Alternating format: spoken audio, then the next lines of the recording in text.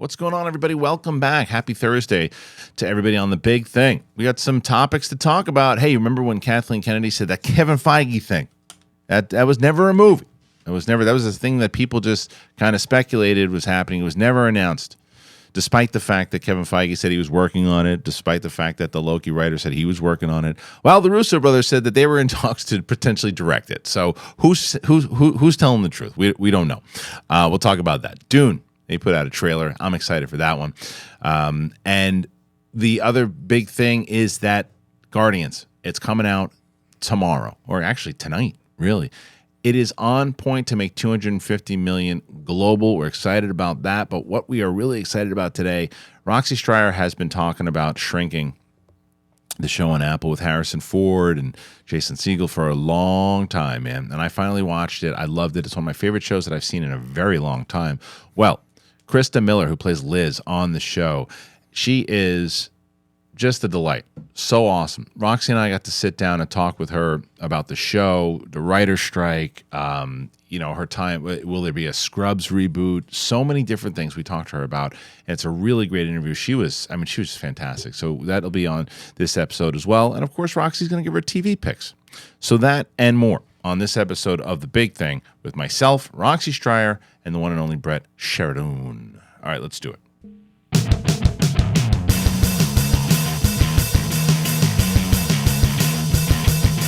What up, everybody? Welcome back. It's Big Thing. It's me, Roxanne Striar. Oops, there he is, Brett Sheridan. Very nice. Strike a pose, Brett. Beastie Boys! Oh, yeah. This is the first show we've done together in a while. Three of us. Where you been? Ralph's. Oh. Shopping at Ralph's. What are you buying? Bananas and eggs. Not shoes and beef. No. No. They don't sell that there. Oh. Yeah. Well, eggs. You're lucky.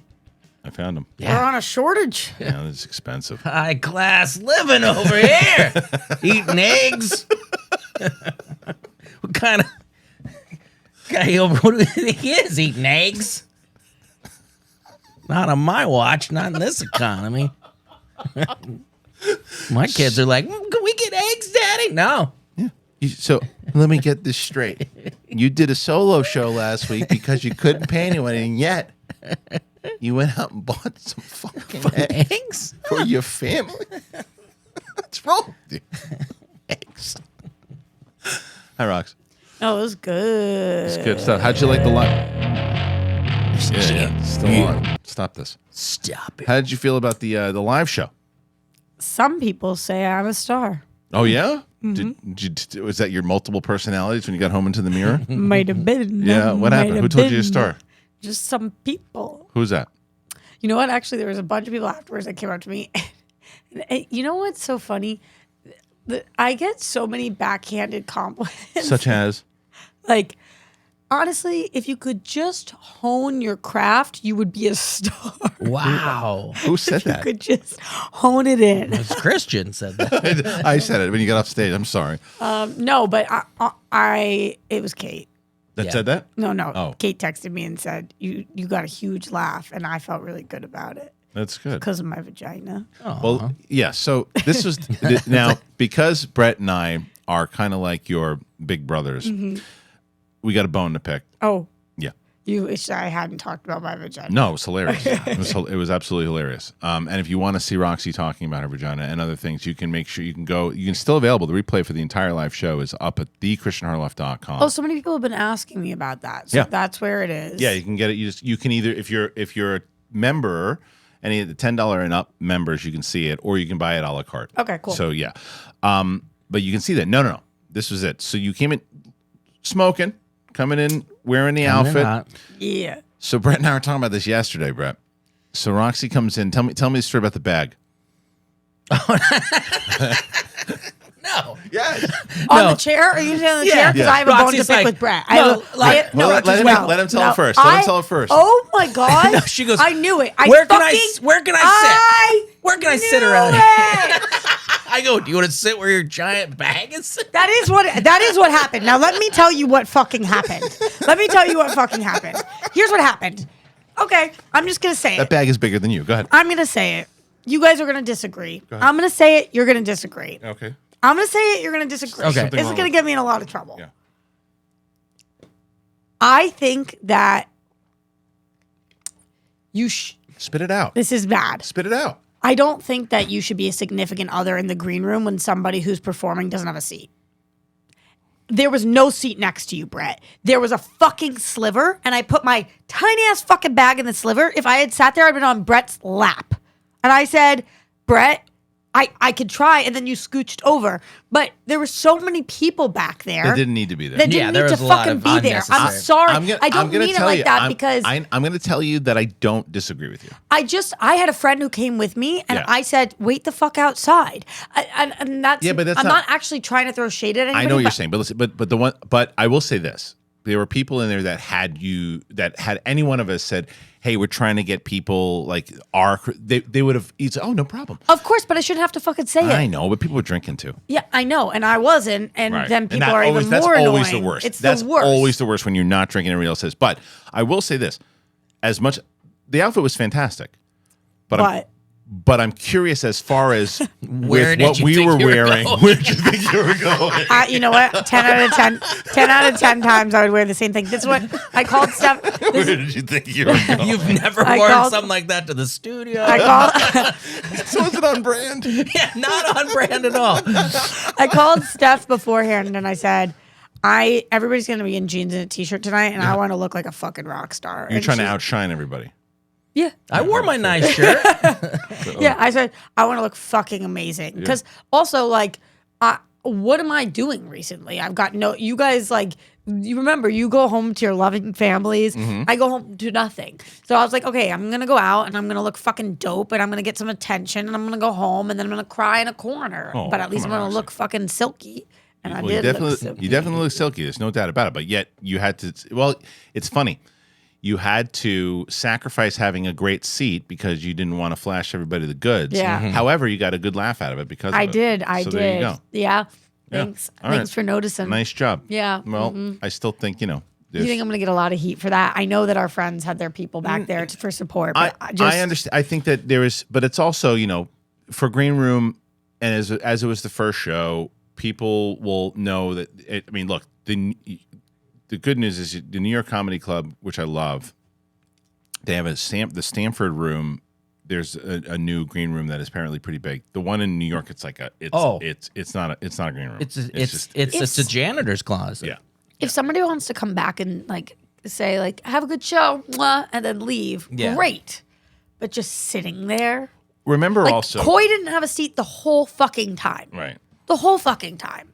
And I'm like, Coy is in the show. Right. Coy can't sit down. And I out loud, very loudly, passive aggressively, probably more aggressive than passively said, Coy, do you want to sit? I can get up for you if you need. I know you're going to be on stage soon. And there's multiple people in the green room who don't need to be there. And none of them are offering. And I'm like, this is fucking rude. Yeah. All right. Well, look. I think, you're coming in hot on this one. I know, because I love the people that were in there. I love them. I understand where you're coming from. And I think that it's also because it's the first show. I think that in the future, it's also incumbent on me. I was trying to deal with a lot of different things at the time, but I could also say, hey, if you're not part of the show, if everybody can hit the showroom. And I'll do that next time. And Coy was working. Yeah. And he said nothing because he's not Coy. A cunt like me. But I was just like, this guy cannot sit. All right. That's not cool. I know.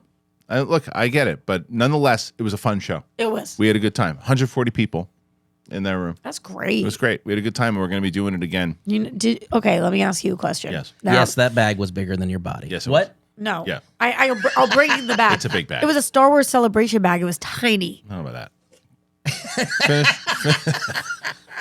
You had to move. When I went to sit, you had to get up and move. Well, so because of my caboose. Because of what you brought up, I had to move several times because there was one point where I was in between a conversation where I was just like uncomfortable. Oh, yeah. Yeah. That green room is fairly big. Yeah, it's not a big room. No, it was big, but there was just so many. There were too many people in that green room. Let me ask you another question. Now that I'm in the somebody kept farting in the bathroom. Is that true? Yeah, the bathroom smelled like shit. That's where you have to go fart. But that's one of those things. It's my favorite stories of all time. And hold your question, but it's one of my favorite ever. And I've told this before. I'll tell it again because I love it. I just told this story recently. Caesar's Palace. I've told you this story, right? Dagnino and I go to this bachelor party. How old are we? 28, 29, something like that. Days. So we get there, and I don't know if you've ever been to Caesar's Palace in Vegas, but the bathroom is pristine. You can eat off the floor. So that's how pristine it is. We get in there. Did you? No, Okay. but there's no one in there. And Dan, Nino and I are hammered, and we're taking a piss. And as we're taking a piss, I go, oh, it smells like shit in here. And from behind the stall, guy goes, what the fuck you want it to smell like, roses? And we start crying, laughing, tearing, laughing. It was such great delivery on so many levels. But your question was? Okay, here's my question. Just because I guess I'm going to take all the heat this episode. I'm walking out. Yes. Both of you are standing there. Sure. You're taking pictures with people. Don't know who. Didn't see. I see you guys. End of night? End of night. Okay. Like out of the room Okay. now. You're in like a room between there. Meet and and greet's over. Meet and greet's over. There, you're taking a photo. Got it. There's a patio between outside. Sure. I'm walking by, and somebody yells, "Diva!" Who? I don't know. At me. But maybe they were doing it lovingly. Go fuck yourselves. Like, Why? You don't think it was? This is Was what it a male voice or a You're female coming in voice? hot today, by the way. Yeah, I know. Yeah, but are you pissed off today? Something else going on? No, I picked her up. Oh, something else is going No, on. she's had a morning. Oh, so okay. So you're looking at. I you're was looking mad. at- I'm yeah. mad at you for bringing up the seat thing. Oh, you The are. morning that she. But Brett, still- hey, as it makes for you a know, good show. as you talked about, hold it again. As you talked about, I think with Roxy last time, you said no because I knew Kristian. He'll bring it up. Why wouldn't I bring that up? It's a great bit. I'm right about that. See, And I'm You right got her about this. talking. You got All her. right. I'm right about this. Let me describe my night to everybody. That night. So grateful to be there. Yes. It was so awesome. You guys at home that were there were fucking amazing. Meeting everybody afterwards was fucking incredible. Taking pictures with everybody, incredible.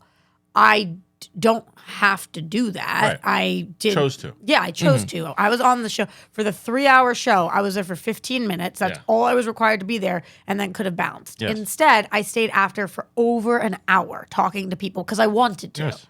For all of that, then all of a sudden, I'm exhausted. Right now, you guys know I'm in rehearsals, working on the movie that I'm in. Yeah. I'm like overtime. It's now 1 a.m, and I was like, I need to go home. For me to be walking out and somebody, because other people were still there, and somebody yelled "diva" at me, I was like, I actually could punch somebody in the face But right wait, now. how do you know that it wasn't kind of like maybe like diva, woo? No, Yeah. they said "diva," and I was like, don't fucking say that, and kept walking. I was pissed. I didn't hear it. You didn't hear it? No. You were there. You were there I was too. there when they said it. Yeah, you were No, taking I a wasn't. picture. Oh no, I didn't hear it. I don't hear anything. Yeah. Was it you? Yes, I'm sorry. Is that the point? Yeah. What if it was? I was Yeah, like, I'm trying to think. Then if I it did. would have been funny. Right. But sometimes I do think because people see how we talk to each other. that they can mess with. Oh, you. yeah. yeah, if you had yelled Yeah, I at know. me, "diva," I would have been Well, like, but that's my point. Maybe my point is that even though you took it in a way where you don't say this because I don't know you, maybe that they were doing it lovingly, not just kind of maybe, messing but it's with not. So I'm here to teach everybody. you. Yeah, but You, you don't call a woman a diva Fair enough. unless she's being a fucking diva, which I wasn't. But Now I'm being a little bit of a diva. Yeah, a little bit. on the list of things you call Roxy and has been called, Yeah. Diva's Diva's pretty not good. called. But You so saw my Brett- post this morning? Yeah, Brett, tell me a little bit more about this bag. Yeah, it was like it's like the bag your mom would bring to the theater with the popcorn. Go to the wide. Go to the wide. These are realistic dimensions. I'm going to show you guys realistic dimensions. I'm just saying you are thinner than you. There was It's a big fucking bag. Brett, Go on. I would have been on your lap. yeah, maybe that's the point, Rox. No, I could have given it a little scooch. I had favorite- Steph on my right. Yeah, my favorite is when I brought it up. I said, Brett, what's the deal? Tell me the bag. He goes, no. I was also annoyed because it was late. It was dark. Well, And did I not say this when I came in? It was late. It was dark, and I had to park way further than everybody. Right. So then I texted, being like, "Oh, fucking park, whatever." And none of the guys said like I could walk you to your car or should've. anything, and they should absolutely have. should've. Well, why didn't you ask me? You know, I would have walked you. Because you were in the middle of doing an entire show, and I did would've. it. But I'm just saying, I was annoyed with everybody in the room anyway. And then there was like other shit, and then I didn't want to have to sit on your lap because also my out loud announcement was because I want people to get up. yeah, and get out. Right. All right. got Well, it. Yeah, look, not gotcha. everybody. Not everybody. just for a moment. Yeah, Right. I don't know. Poor Coy. which is hilarious. But I mean, well, You Winston think I'm gonna obviously. get torched for this? I Yeah, I don't wanted know. Winston to stand up. Yeah. Winston, get up and get out. Yeah, I think you and your Winston, broken leg. Yeah, hobble around. Will you? How are you going to get stronger if you're sitting down the whole time? Come on. Come on, Winston. Show a little. Get one of those little bikes that you Yeah, put come your on. knee on. Come on. I thought Winston did great. Crushed. Yeah. Crushed. Did great. Coy did great job hosting. There was a couple. Coy went dirty. Wow. I all I'll can't say even is say some of the things he the said. thing he told at the end. So Well, I he was going to say something about he couldn't sit. He was. Yeah. Well, I mean, if you want to see if you want, I'm leaving the stand-up portion of it on the thing. So if you want to check it out, you can. But like, there's a particular thing at Coy, like, so Kate had just gone up. You had a great set. Kate had a great set, and Kate had just gotten the audience ready to go. They're ready to go.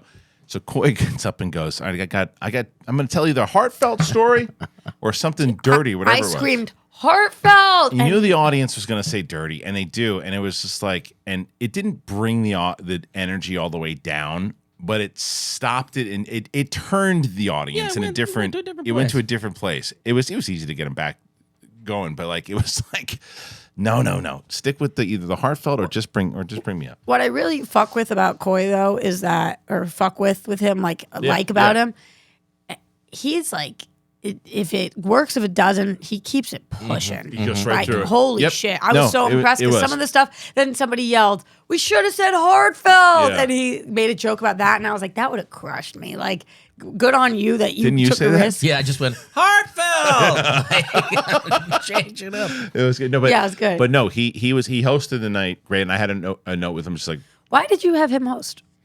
I wanted to do the Hall H type. Did you want to host it? I feel like it could have. I feel like you could have too. Coy did a really good job with it, but did. he was doing a set and the thing at He the was end. doing both. And I think Steph and I could have hosted it. I'm not opposed to that next time. I'm just throwing it out there. I'm not opposed to Where? that. Next time, New York? Well, next time, I mean, look, like I said, right now, the way people are asking, how come we didn't get everybody in New York and Stanford? I ain't got the money for it. When we get a Yeah. sponsor for the actual show, I'm invited.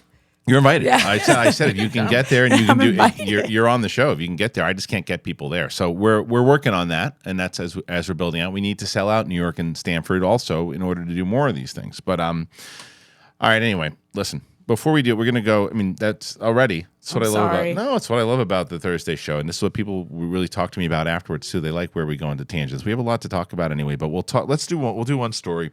I want to talk about this Russo thing. So it's hilarious. I talked about this after Star Wars Celebration because I just don't understand how. If you're gonna try to be straightforward with the fans, be straightforward with the fans. Don't lie to the fans. And this has happened continuously, and it happened at the end of Star Wars Celebration.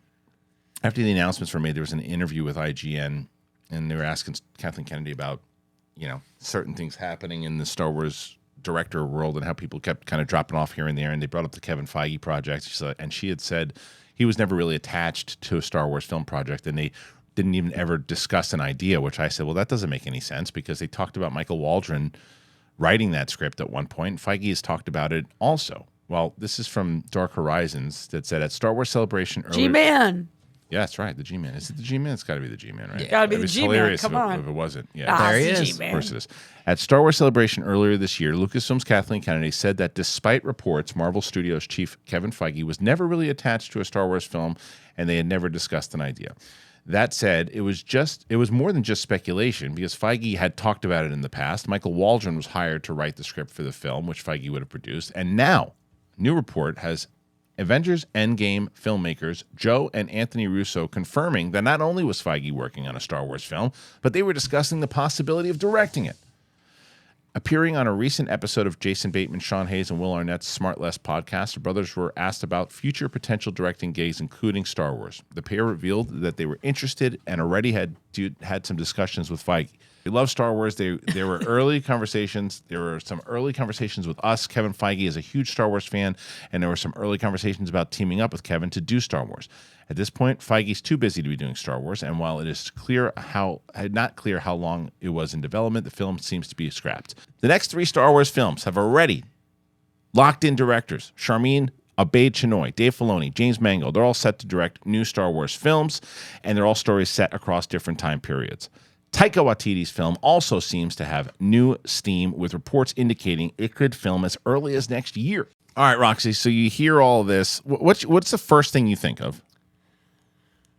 You know, I don't think I feel as definitive about this as you do. For me, like, okay, I'm not in the room, so benefit of the doubt wise, and I know people really don't like her in this world anymore. And I am not a diehard I love Star Wars, but I don't. Doesn't matter to you either way. Yeah. Right. I feel like when somebody says, you know, we were never doing that, to me, like, we talk about all different projects that we've never done. Yeah. And it's like sometimes we talk about it for 2 minutes, sometimes you talk about it for hours, sometimes you talk about it for days, sometimes it's months. Like, possibly it was not as realized, but it does seem like more people were attached. Maybe she just doesn't want to fuck with the fans anymore and wants good cred. I don't really know. I think it's a lot of different things where it comes to, what do we do next? We announced this. We were still working at Collider when they announced that. That's how long ago that thing was put out there. And it was put out there. It was definitely a thing. They had people talking about it. Apparently the Russos are talking about it as well too. My biggest gripe is not that it didn't happen. That seems to happen all the damn time now. My gripe is like, yeah, it went a couple different directions and it just never got off the ground. So, you know, and at one point, yeah, we were talking to the Russo brothers about it, trying to get it off the ground. It just never came to be. So, and if she says that, you go, oh, that sucks. But at least she said it. It's supposed I get where you're coming from. Never totally. A thing. Yeah. So, and it just goes into it's a day. So it goes back to the whole point of, you know, it just doesn't seem genuine because then you had all this stuff that was going on. You hear all the reports with Lindelof. I just talked about it in depth on Jedi Council. I'm in Sith. Thank you. Yeah. Wow. This is all You right. want to just start it all over? We should. It should the whole show from the beginning. I couldn't have fit on the bench, Kristian. I know. Hey, this is gonna be like the Rose and the piece of the Titanic thing. Could Roxy have fit on the stool? That's what we're gonna figure out. Reenact. Yeah, but there was all this stuff with Lindelof about what potentially happened. You know, about where his movie was set. It was supposed to be set like apparently 60 years into the future with a Helen Mirren. That's who he wanted for older Rey. Then there was reports that Obed Chinoy and him did not get along. So it's just another one of these things that kind of just happened inside of the Lucasfilm walls. And it's like, I don't know. I'm not sure. But this is the. Does it mean anything though, Kristian? It means that we're not getting a Russo Brothers Star Wars movie. Yeah. That sucks. That would have been fun to see, and I know that those guys do love Star Wars. I mean, they do. Like when they came in for Civil War, and Ellis and I got to talk to them, which I think is still up on. It's in the playlist on the interviews. What were you doing it for? I think we actually did one for Schmoes, and we did one for Collider, and I think because John Schnepp had interviewed them as well, but we had them they kind of doubled up and we put them on the Schmo show. But that one's cool. Yeah, that one's on if you go to the interviews playlist on this channel, I'm pretty sure that's still there. But we talked to them a bit afterwards, and we were actually going to have them come on Jedi Council because they're such massive Star Wars fans. Like they're really big Star Wars fans. So to get them involved, but like I think the significance of it is, I understand if Feige's not available because of how much, let's say this thing was announced in 2018 or 2019 or whatever it was. From 2018, 2019 all the way now, he's been really busy. So we know that, right? Yeah.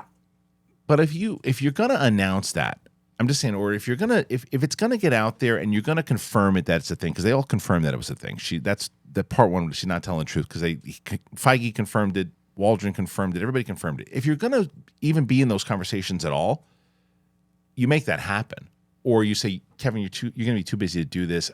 Are you definitely going to do it? Because if you're definitely going to do it, then we should do it. And when you say you say, who's you, Kathleen? Yeah, when Kathleen Kennedy and Feige are having those conversations, it's like, look, if this is going to get out there at all, and if we're going to even talk about this thing, then this needs to happen because the fans want it to happen. I think that might be a thing for her too. She's probably sick and tired of people going, Feige, we want Feige. Feige's going to do this. Feige's going to do this. And she's like, well, I'm running this thing. Feige's got his own thing. And then she's wants to be the one that people are talking about as far as the executive goes. And it's just, yeah, I don't want this channel to become, like just complaining about Kathleen Kennedy because, like I said, I think her business decision of putting Ray creatively, not a fan of it, but the business decision is a smart decision. It's a smarter decision, a less of a risk than trying to go 60 years into the future. So I get that. Yeah. But you think that creatively she's running it to the ground? I wouldn't go that far. I don't think running into the ground is fair. I think there are a lot of people who say that. I don't. I just think that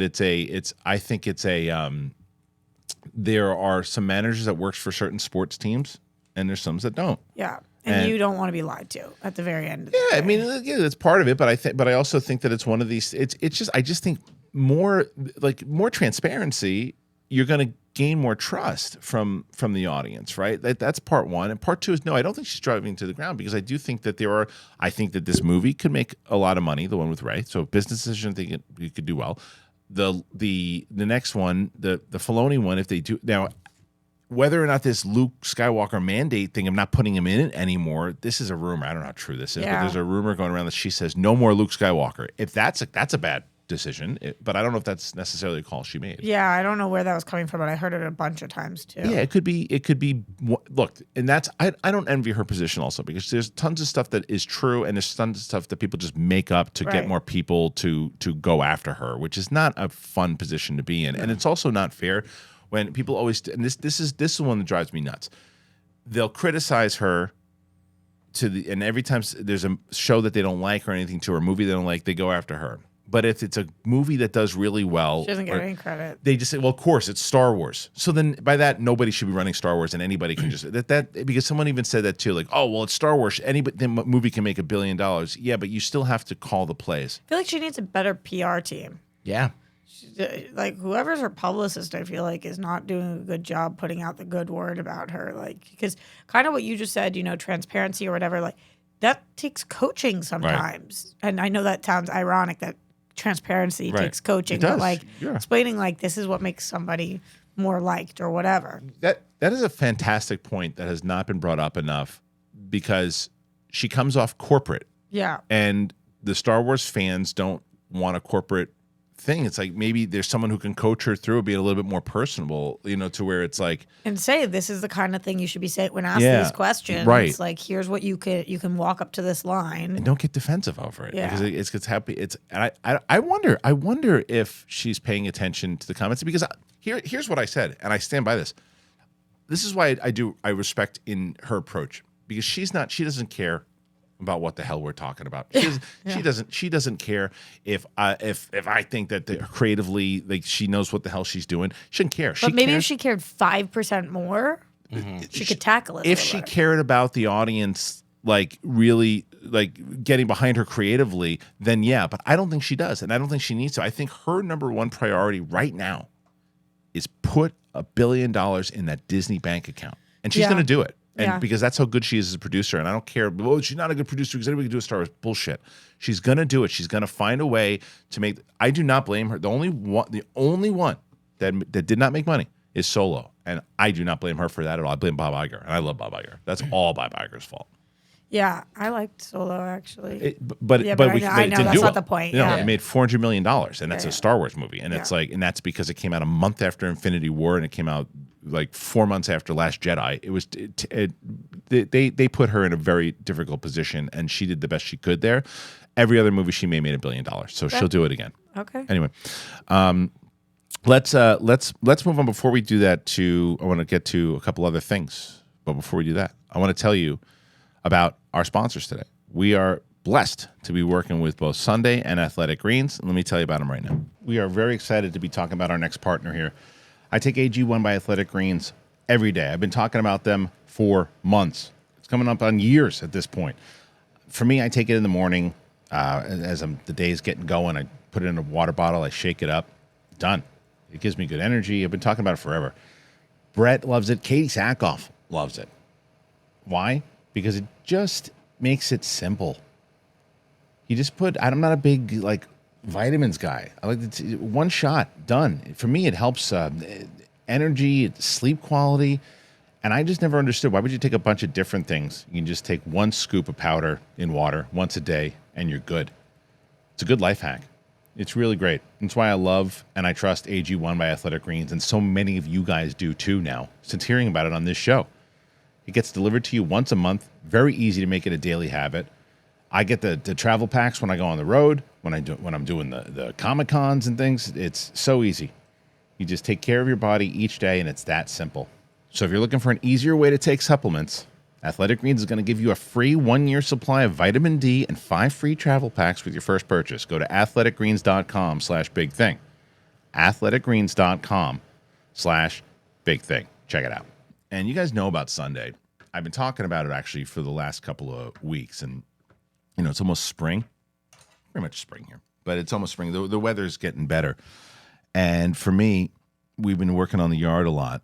So we get everything going, and my wife's a big, she likes to make sure that spring and the flowers and new stuff's going on with the garden. And we have this lawn care now with Sunday. It makes it very easy to enjoy. And the days are longer. The flowers are blooming, and you can spend a lot of time in the yard. And it's really, really good. You can reclaim your weekend, man. Reclaim your yard. Sunday's everything that you need to get the lawn that you dreamed of. If you go to getsunday.com/bigthing and you enter your address to get a customized plan created just for your lawn, there's no trips to the store or hauling heavy bags, since they ship it straight to your home. You just need a hose. It's that easy. You just put it on the hose, and then you apply Sunday. You can fertilize your whole lawn in less time than it takes to watch an episode of your favorite TV show. It's easy and it's affordable. Some lawn care services are for more than $1,500 a year. Sunday's full season plan starts at just $109. Yeah. Sunday is offering our listeners 20% off these deals, guys. I'm telling you. Full season plans start at $109, and you can get 20% off, but you have to use that code. You got to use getsunday.com/bigthing, and you use that at checkout. That's 20% off your custom plan at getsunday.com/bigthing. All right, thank you to both Sunday and Athletic Greens.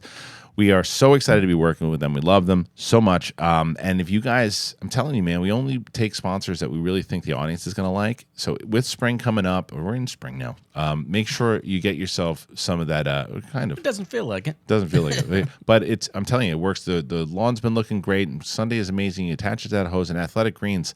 I'm loving Athletic Greens. That's why they've been with us for so long. So check it out. Links are in the description. All right, before we get to our interview, I do want to talk about this Guardians thing, because Guardians of the Galaxy Volume 3, it comes out, tonight. And it is on course to make $250 million in its global start. All right.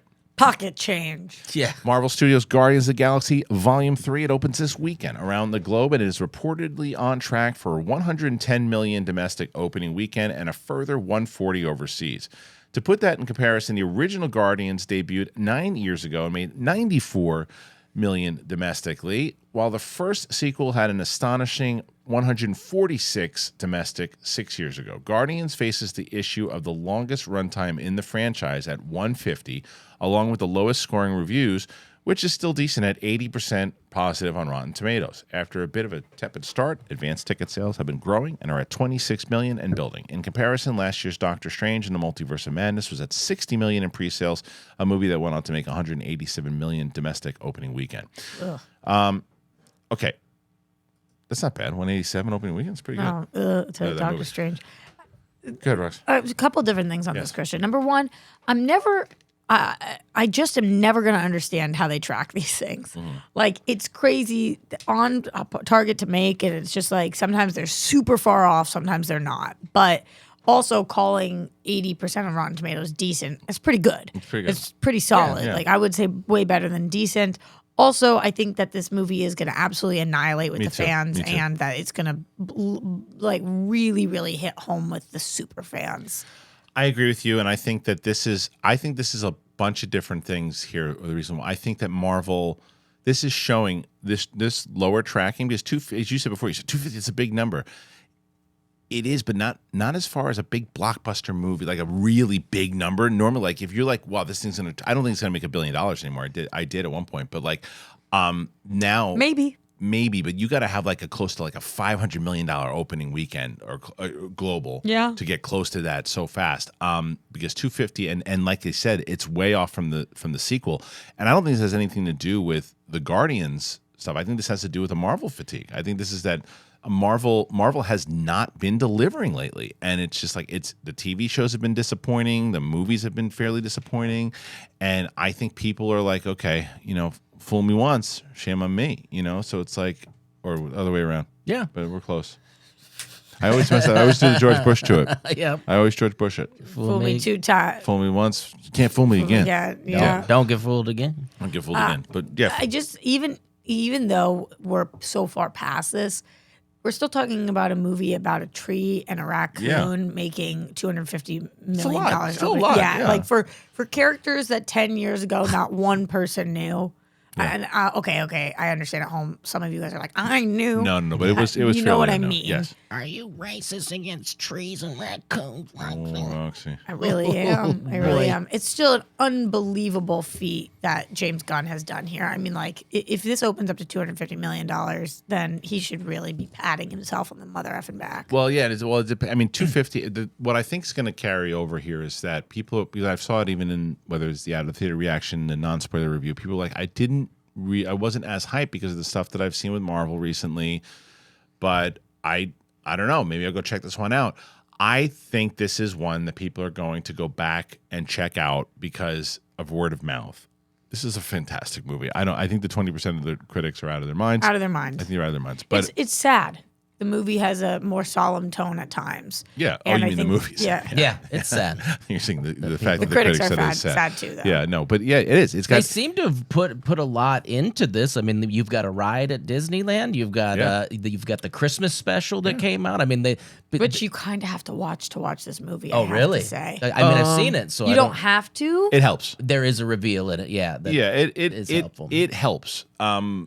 There is something that they not saying it, but I'm assuming that's what you're talking about. There's a story. something happens. There's a story point at the end that they hit in the Christmas story that they make reference to in the movie. That if you didn't see the Christmas special, You'd be like, oh wait, what? When did that happen? Yeah. Right. But it won't lose you.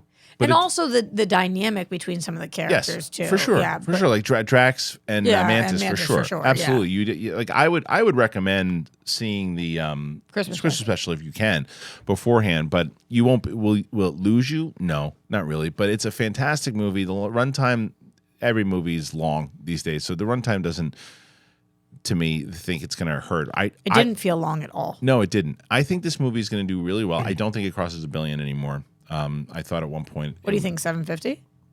I think between 700 and 750, and which people will. Pretty good. It's hilarious now though that people will say if it doesn't hit $1 billion, that's a failure. Yeah. You're gonna see that, and it's like that's not how it works. It's like it's the amount of money that the budget costs plus the marketing. That then you see what it does. But I think 250 global. I'm very curious to see what it does, and it has no competition until Fast and Furious comes out, and it's the summer movie season kind of kicking off. People are forgetting that it officially kind of kicks off tonight.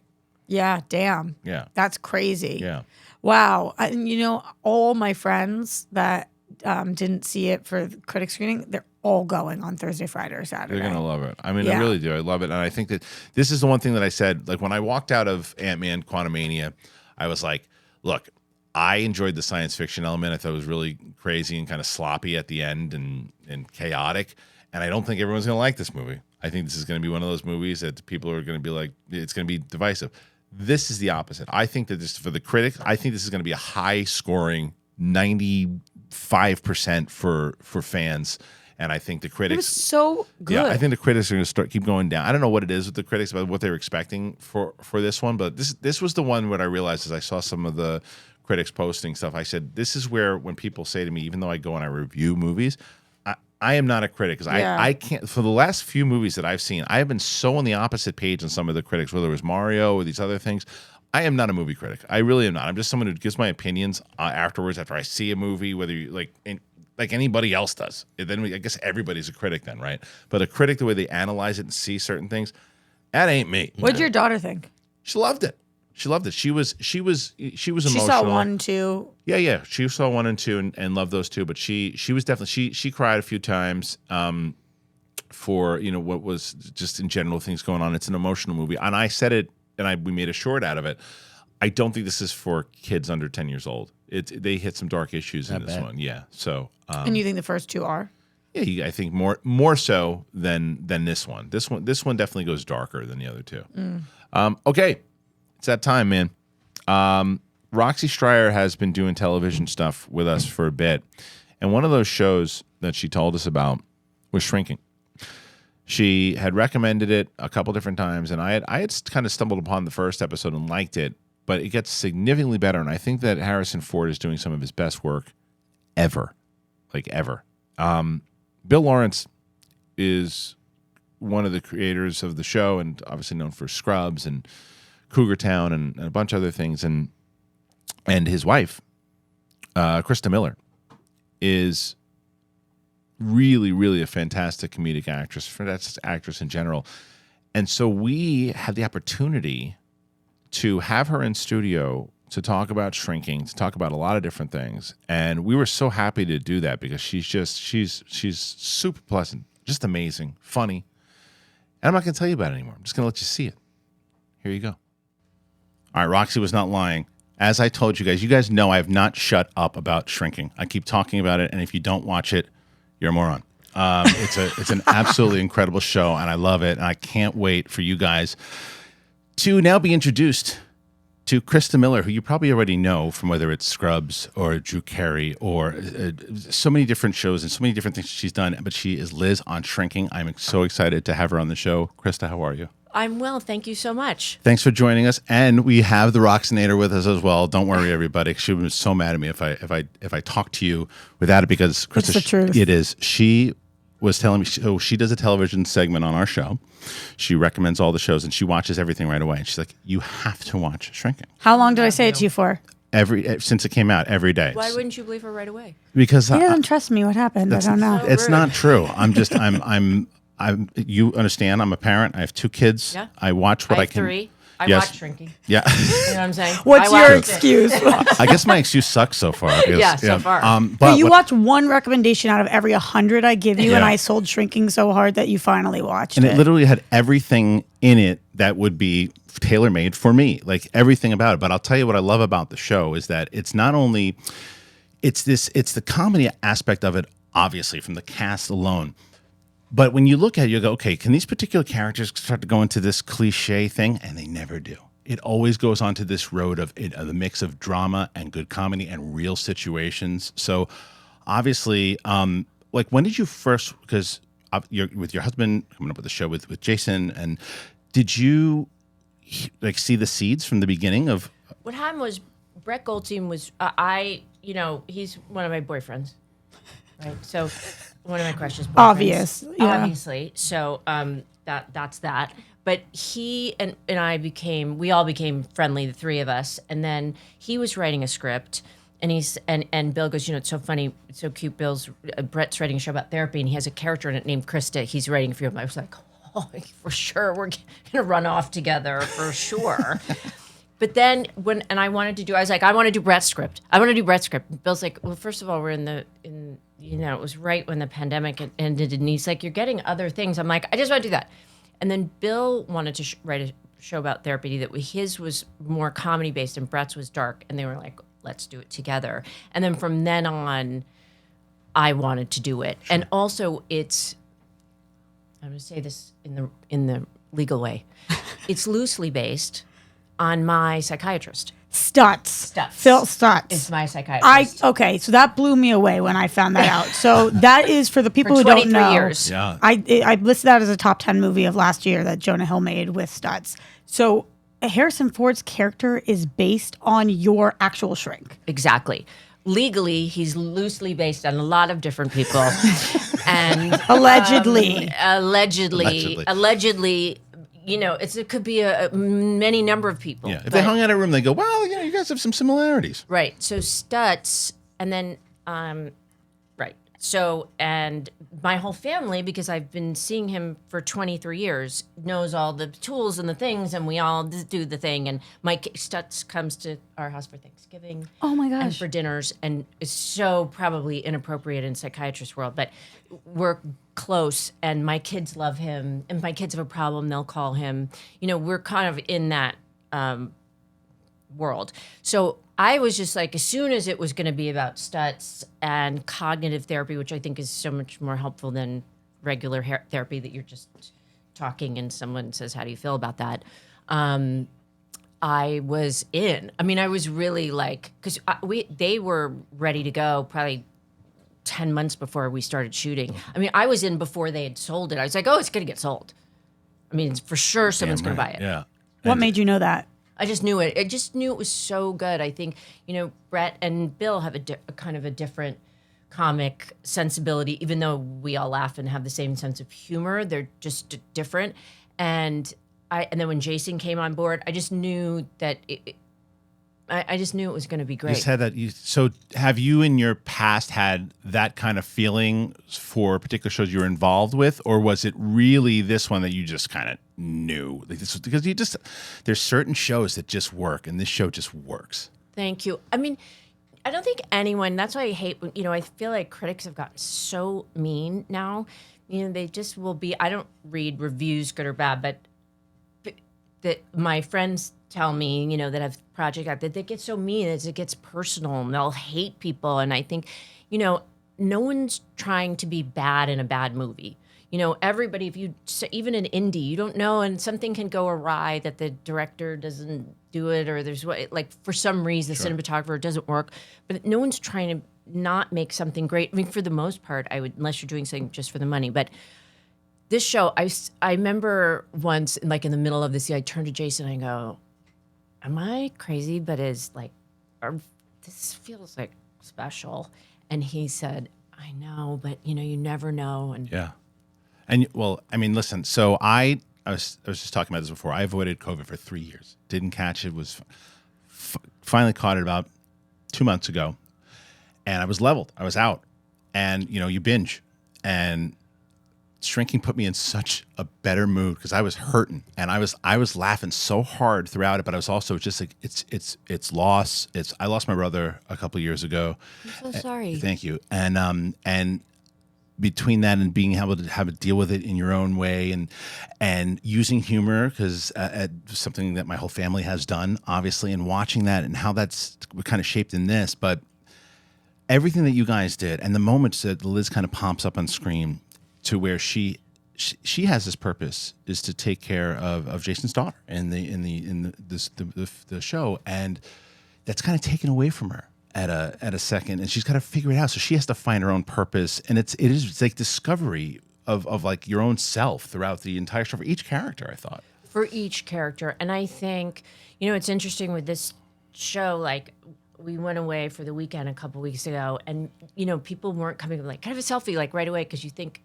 Don't you have a moment and just talk? But people are like, I lost someone, or my friend lost someone, and I told them to watch this show. And I think they're very careful. The writers are very, very careful in checking with psychiatrists and, to get all the therapy stuff and the grief things down properly. Yeah. I think they're really careful with that. Can I tell you something funny, though? Yes. So I didn't get COVID. Now, obviously, also... Still? Just wait.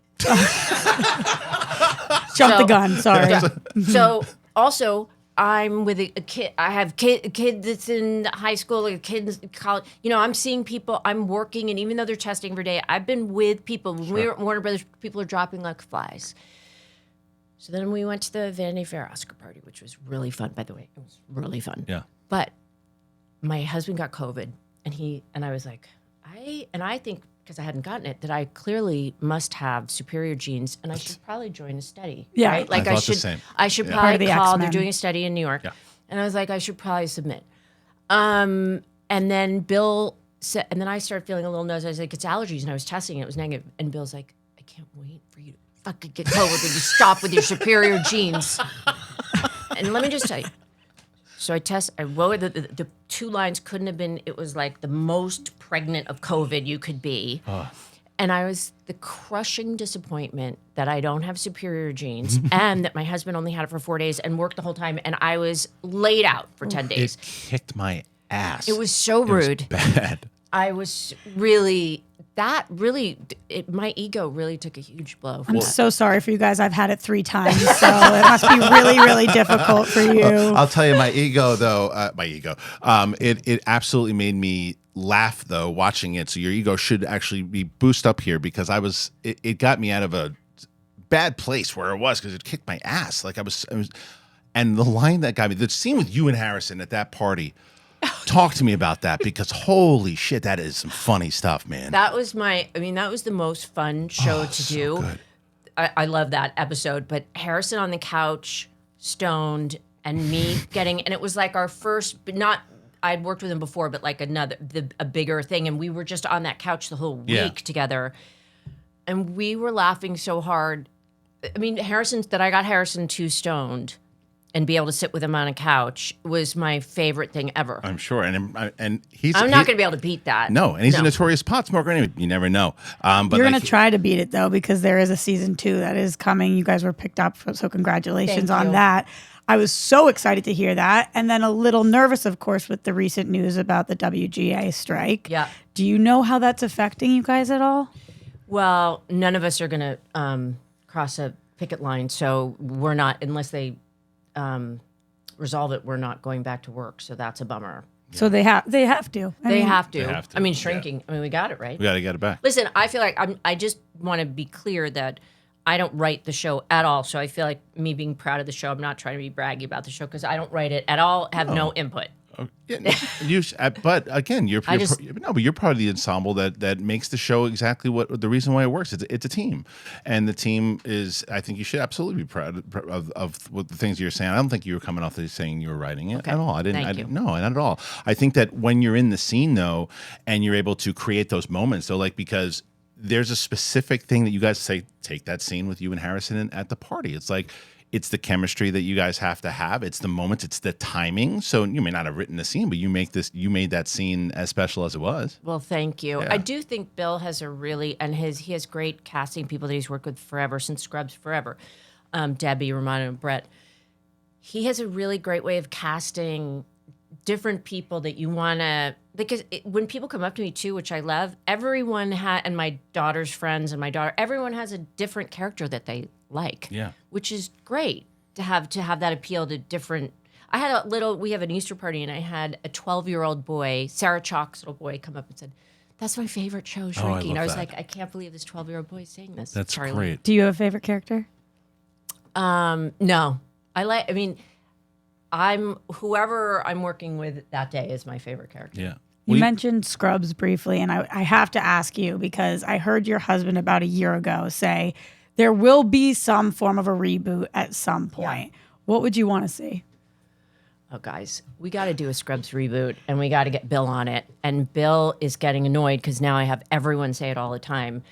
I feel like it should be a movie, but I don't know. Maybe it's just a long form something. I don't know. But look at like something like what Dexter just did, right? Dexter had that one kind of one-off series, another one you binged during your COVID period. 100%. But it's just, but it had, okay, look, everybody wants to see it. Let's do one more. Why not do something like that? And we're all friends. Yeah. I can only imagine that we would have way too much fun. Yeah, and clearly Zach just directed a few of the episodes on Shrinking as well. Yeah. Too, so yeah. So what makes that kind of, if you guys kind of are all into it, what is the thing that's stopping it from happening now?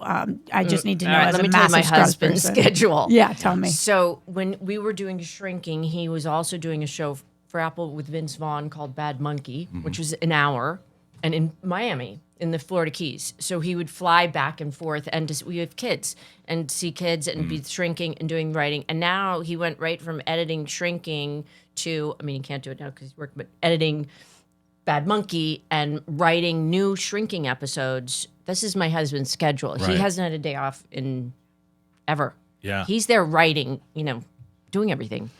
It's a lot, and I think that one of the things, though, too, I heard you mention it before, and just want to get a clarification on it as well, was that, first of all, thank you guys for bringing Ty McGinley back into my life.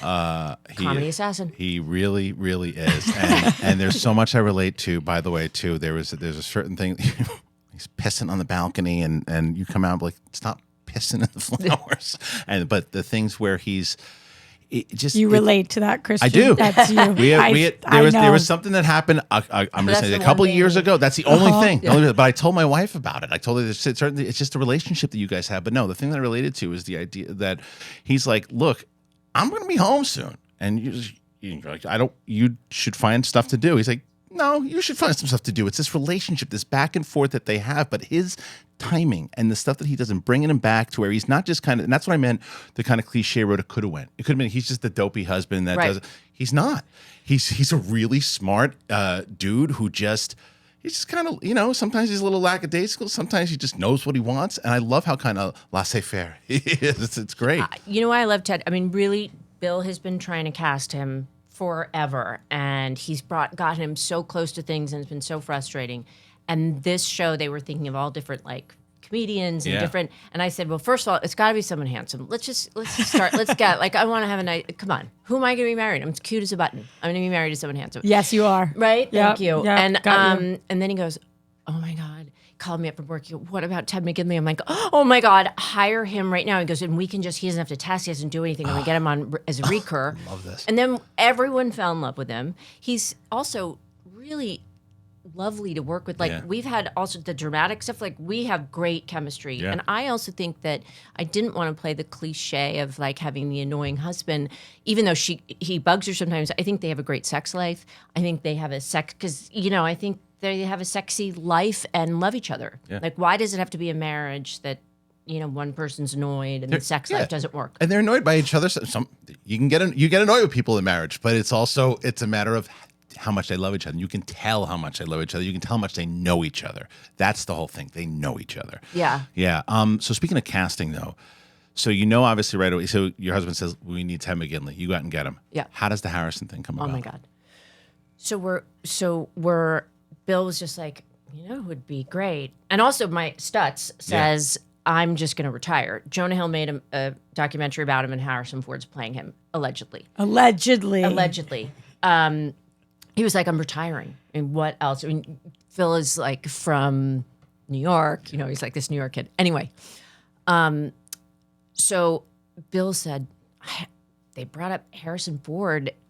He's also our neighbor, but he's like, we kind of know him a little. Brought up Harrison Ford. Harrison Ford is your neighbor? No, Okay. yeah. Okay. He goes, they brought up Harrison Ford. I'm like, oh my God, he'd be perfect. You should get Harrison Ford. You should get Harrison Ford. And he's like, he's not going to do it. Just relax. But he happened to be in London, and Brett was in London. And Brett's the greatest guy of all time, as I told you, my boyfriend. Yeah, Right. of So course. we all Right, on the same makes page.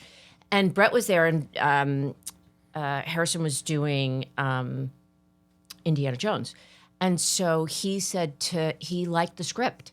And he goes, well, I'll meet. And also, Brett is friends with Phoebe Waller-Bridges. Yeah. That wrote Indiana was one of Jones, the yep. writers, right? And she told Harrison, and Phoebe knows Bill.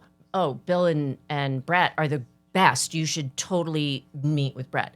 They went. Brett said Harrison immediately drunk him under the table, and was like, I think I want to do it.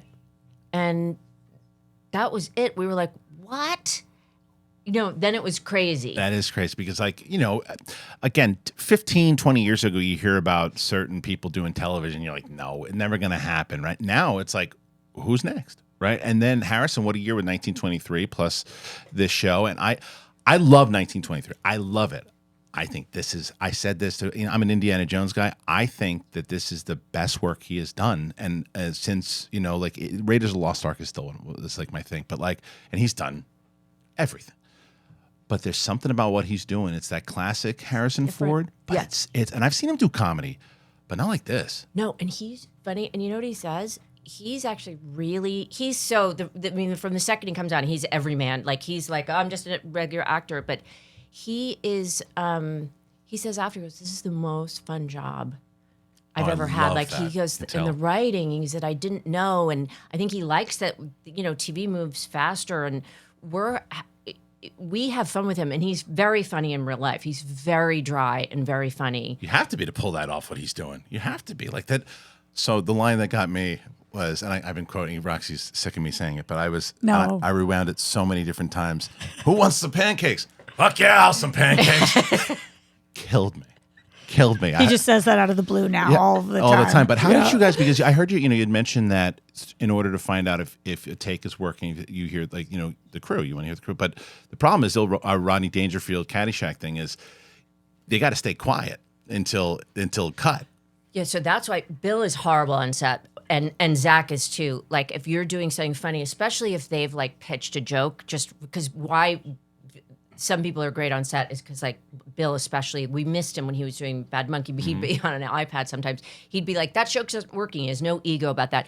Try this line. And he'll throw out lines that are so funny, and also he'll whisper lines to us to say so the other person doesn't know. Yeah. And then if it goes over, Bill starts screaming, laughing, and Zach does, and they have to try to be quiet because I'm gonna ruin the take. They ruin the take. But the crew will be after, they'll say cut, and you can hear the crew laughing or you hear crickets. I mean, that's emotional stuff. You just know, you kind of know it worked or didn't work. Right. But again, Jason, Jessica, Harrison will say, "Oh, that was great. I love working with you." I mean, that's the vibe on the set. The show is doing so many things. Like Kristian spoke about, it spoke to him after losing his brother. I lost my mom recently. Not that recently, I guess it was 10 years ago. But it speaks to a lot of people who go through major losses, but it's also really funny. What do you feel like you hope people take away from the show? Like, what do you want the show's purpose to be? I just feel like, I feel like a very, very close friend of mine just lost her sister a month ago. And it's hard to know what to say. And then I was like, on Sunday, I was like, do you want to come watch comedy with me? And she had other friends, so she was going to a different comedy show. And I thought, people do laugh in the grief, and it's okay. And I think we feel guilty about it, and it's okay to laugh a little. Yeah. And it's also, I think, after the pandemic, I think more and more people, I know a lot of my friends were like, I think I'm going to therapy. I'm thinking of, do you know the therapist? I think, more people went to therapy. And I think why I mentioned that Stutz is my psychiatrist and I'm quite a private person is that I just think the onus, just the whole thing that needs to be taken away. Yeah. That it's an embarrassing thing. Phil really changed my life and allows me to be a better mom and wife and be happy. Yeah. And you've been saying you since Charlotte was about 6 months old. About 6 months old. Okay. Wow. Did you watch the movie Stutz? Yeah. Well, is it weird? I can only imagine because I have a therapist and I've never seen my therapist with anybody but me. I was very jealous. I didn't like it at all. I was so jealous. And now every time he's like, it's your favorite, I go, what the fuck with this Jonah Hill? I'm so irritated.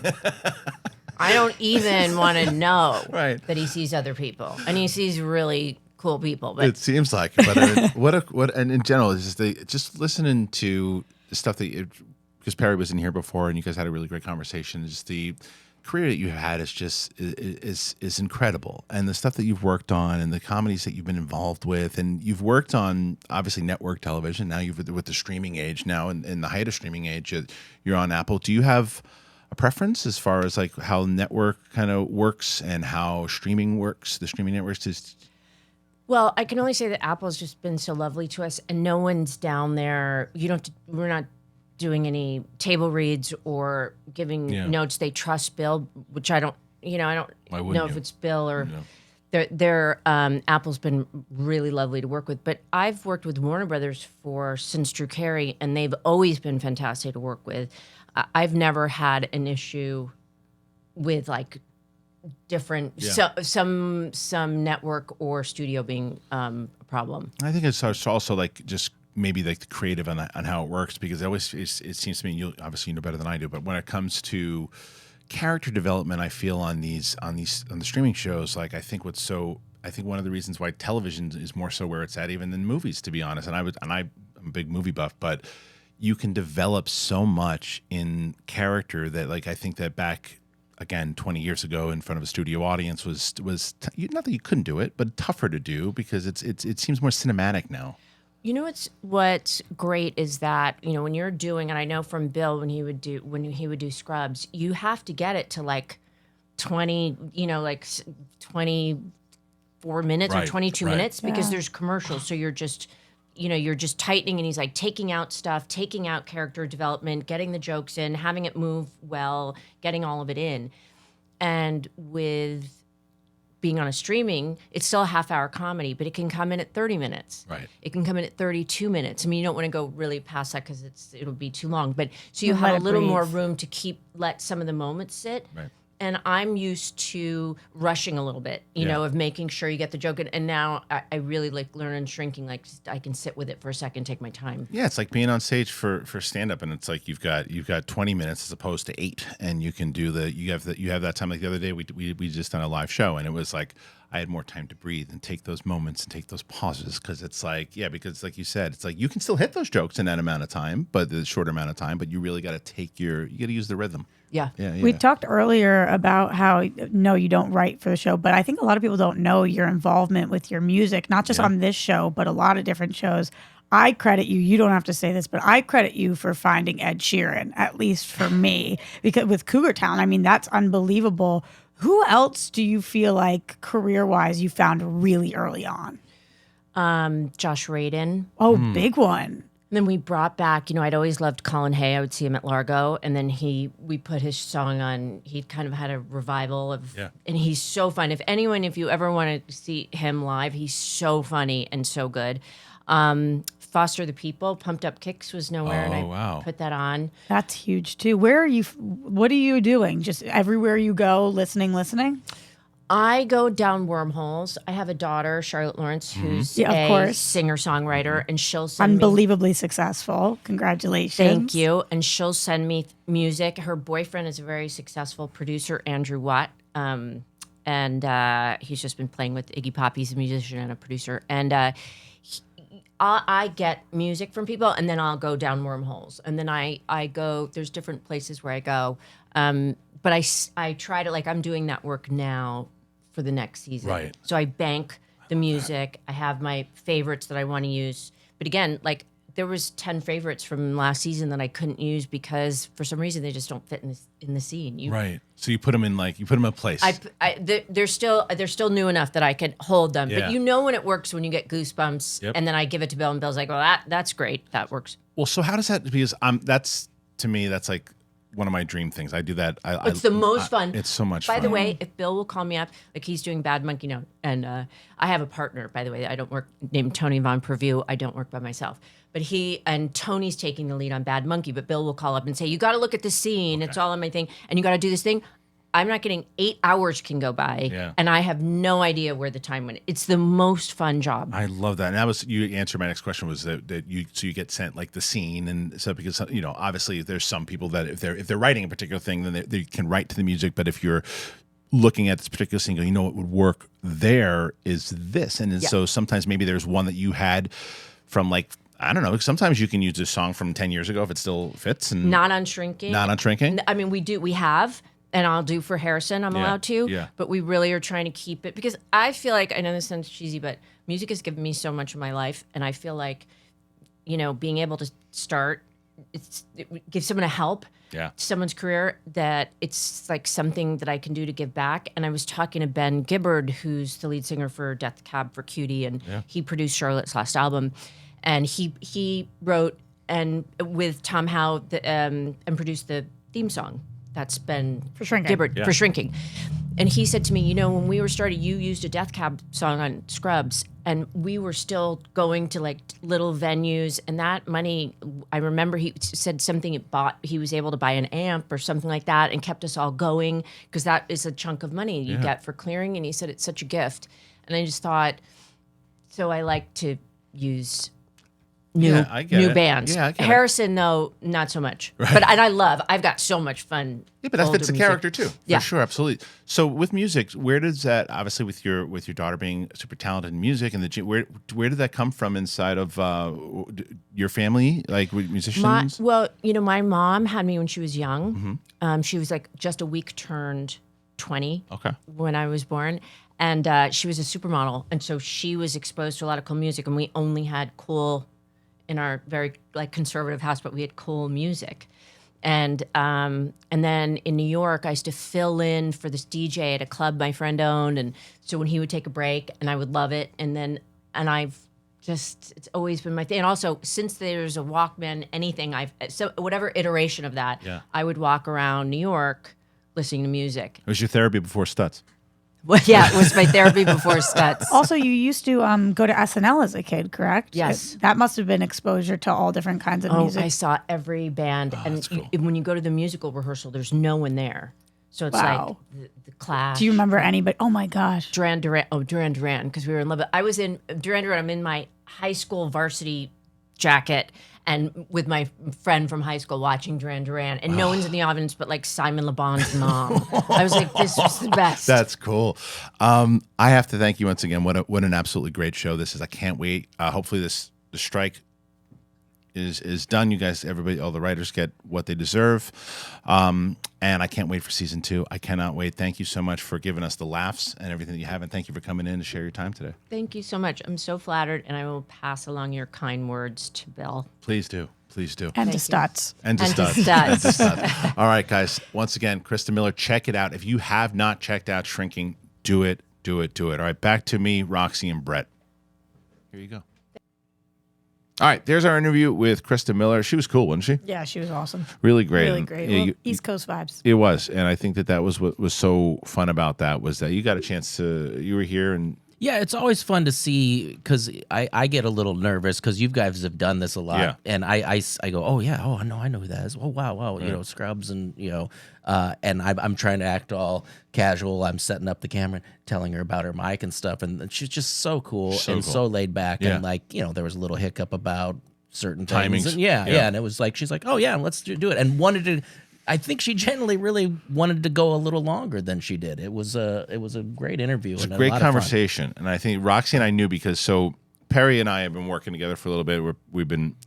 You'll see that Perry will also be interviewing her on Collider, and she's been shooting stuff from at the studio. So we were watching Perry's interview with Christa, and Roxy and I looked at each other and we said, "Oh, this is going to be fun and a breeze," because you can just tell she's a conversationalist. Yeah, totally.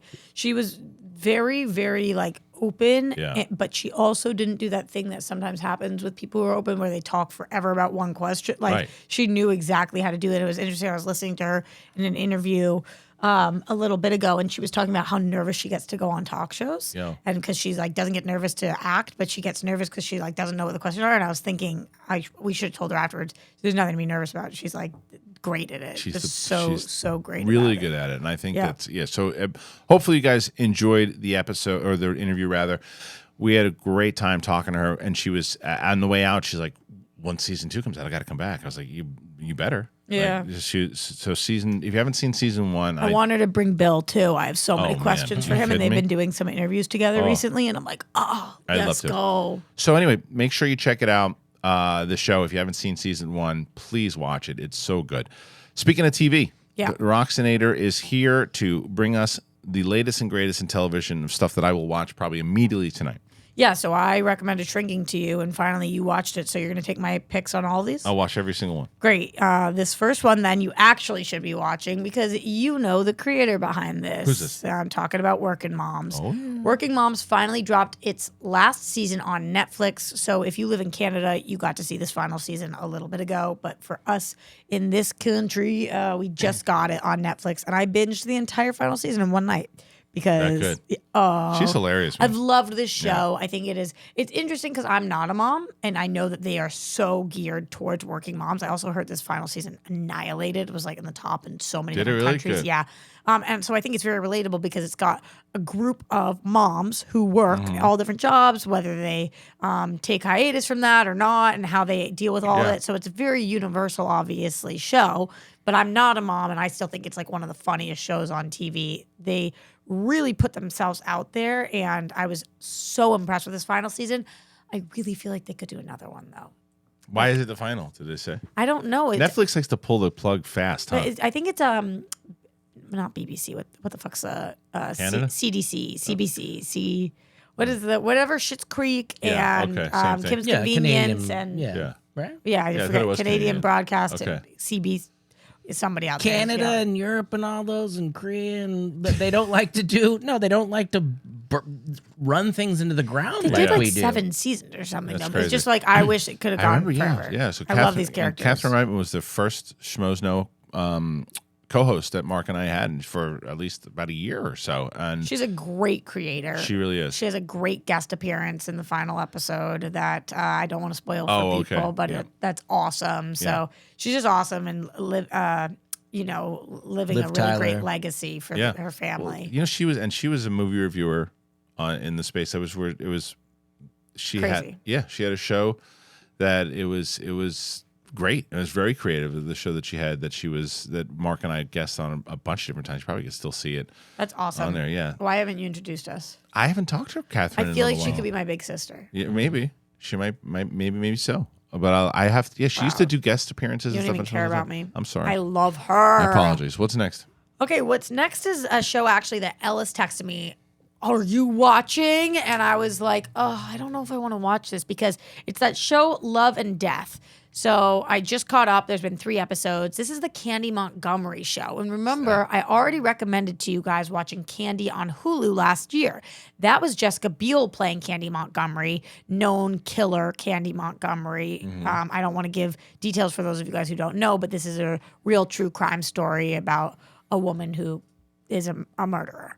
And last year, Hulu put out an entire series on it.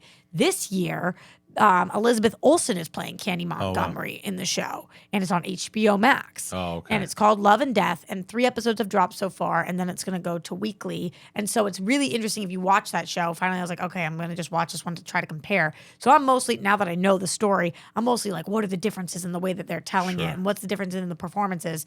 And I have to say, they're both really, really solid. I think my edge goes to Jessica Biel over Elizabeth Olsen in this role, but I'm not sure. Both great. Definitely, yeah, both so good, and different takes on the character. All right, what's so I'm next? excited to keep looking at that one. I'll keep you guys posted on how it goes. This next show is a show that popped up on my Netflix last night, and I was like, what the fuck is this? I guess I'm just gonna binge as much as I can right now. I am 3 episodes deep, and the show is called Jewish Matchmaking. Have either of you guys heard of this? No. Okay, this is a Racist. What? Yep. I'm saying a bunch of anti-Semites. Clearly, you don't watch Jewish matchmaking. This is exactly what it sounds like. There's an age-old tradition in the Jewish culture with matchmakers that go around and matchmake people. This one matchmaker is going around all different cities and matchmaking Jews with Jews, and they have all different kinds of Jews. Some of them are Orthodox. Some of them are like me. Some of them are mid-conservative. Some of them want to be with somebody who's Israeli. Some of them don't want to be with somebody who's Israeli. Like all different things. And so it's a matchmaking show. It's a dating show. So far, I'm intrigued by it because it's just showing so many different kinds of Jews. And some of them I'm like really annoyed by and just like, oh, you guys, it's so not what everybody's like. But then some of them are like me. Yeah. There's this one girl who's this blonde girl. She's 44. She's single. She just never found her person. She takes care of her 100-year-old grandma. Like I'm like, oh my God, that's my soul sister. And she's like, I just didn't find love and I'm just still looking for it. And it's really beautiful to like watch her go on these dates and you're just rooting for her to like find her person.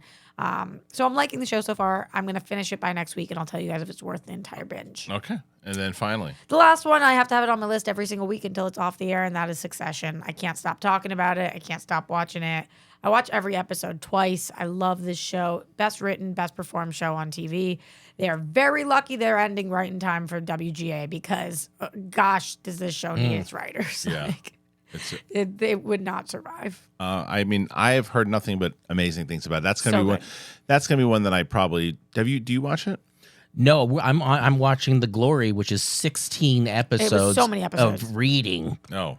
My eyes hurt, but it's so good. It is It's very so good. That one took me about a month to binge because it was just like that show is dense and Hour each. We're doing like 2-3 a night, and that's pretty much our viewing. Yeah. Yeah. it's a tough watch too. I mean, It's Glory good, is though. gory. Okay. Well, you know what I just finished? Blackbird. Singing in the Dead Did of you ever Night. watch it? I watched the first episode. I hear it's amazing. So good. And it's with Taron Egerton and Paul Walter Hauser. That's who what is just. Jeff Snyder says was the best show of last year. It was pretty damn good. It was pretty damn good. And they're both really great in it. Paul Walter Hauser is terrifying in it. Was it the beginning of this year?